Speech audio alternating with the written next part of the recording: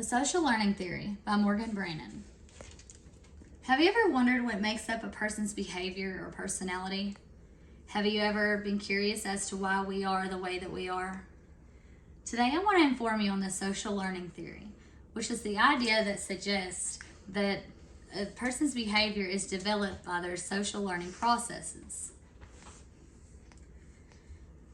I want to go over today nature versus nurture, imitation done by young infants and children, the delinquent behaviors and their risk factors, and social networking and learning. People for centuries have researched the causes of criminal behavior and whether nature or nurture is to blame.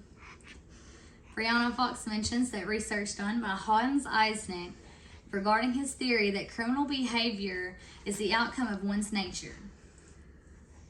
He concludes that heredity is a vital factor that can partake in a behavior of an individual, good or bad. And Fox quotes that beyond any question, that heredity plays an important, possibly vital factor in predisposing a given individual to crime.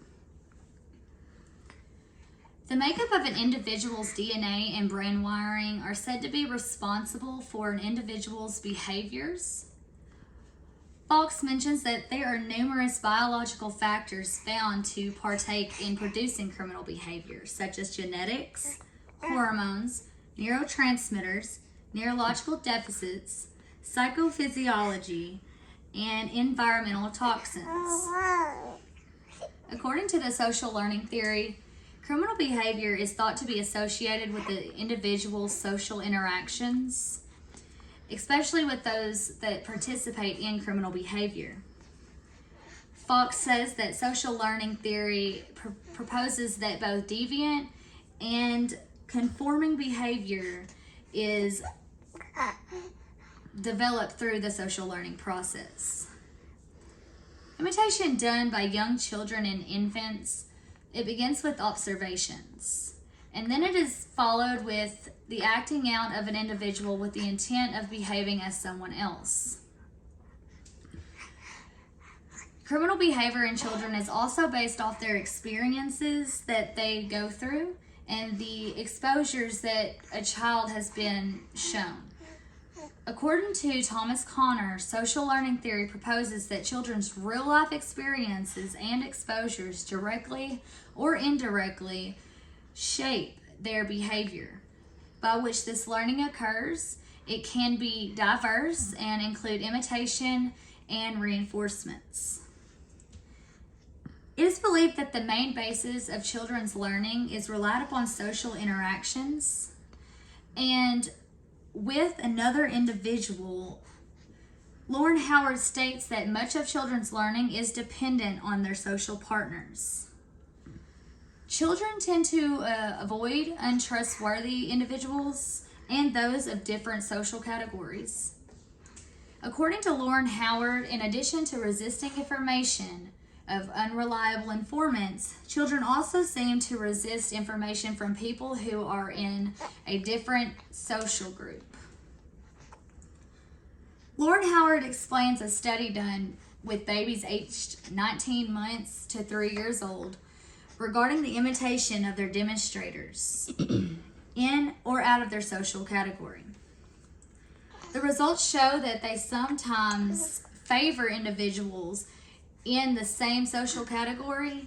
Howard mentions that under some circumstances, children prefer informants from within their own social groups. However, the older that the child was, the more likely that that child wanted to have something to do with an older individual imitating someone else that is out of their social categories.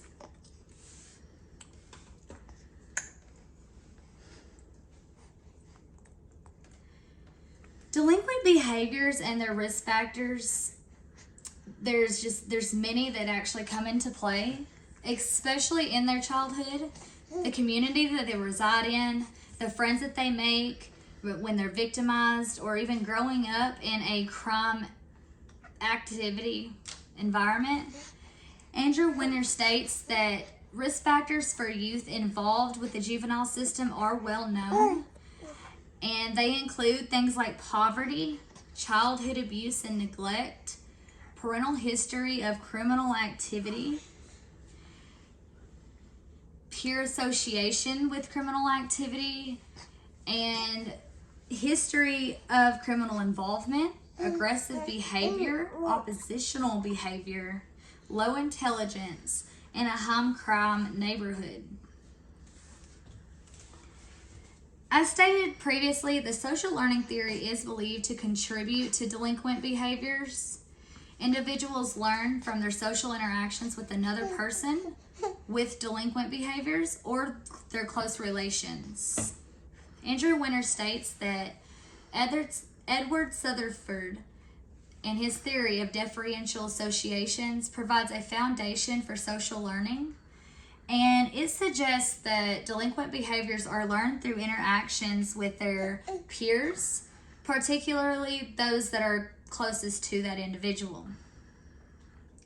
And again, as I mentioned before, environments surrounding an individual, especially a child, it plays a significant role whether that child participates in criminal behavior or not. People tend to change with their environments. Therefore, bad environments equals bad behaviors. And Winter states that individuals are constantly adapting to changing environments and in an attempt to maintain stasis between their needs and their resources. Studies have allowed and have shown that altering parenting techniques can improve a child's behavior. Thomas Connor mentions that specific parenting behaviors targeted for positive attitude include good attention and praise, whereas undesirable behavior is shown for good direction, instructions, and set limits.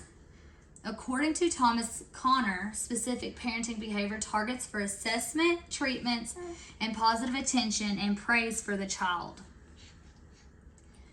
Numerous randomized clinical trials have shown that parenting interventions can reduce negative behavior. Social networks such as email, YouTube, Facebook, and Twitter have many users across the United States. And according to Pak Sung, about 60% of the internet users in the United States interact with social networking services. So much attention and interactions are put toward social media, and the education programs are now starting to notice. Sung quotes that social networking services increasingly attract the attention of the academic industry and researchers intrigued by the affordance and ability for educational training and learning. Pak Sung quotes that according to the National School Board Association in 2007, both schools and educational programs and parents are interested in social networking, and that it has been shown to be a good educational tool.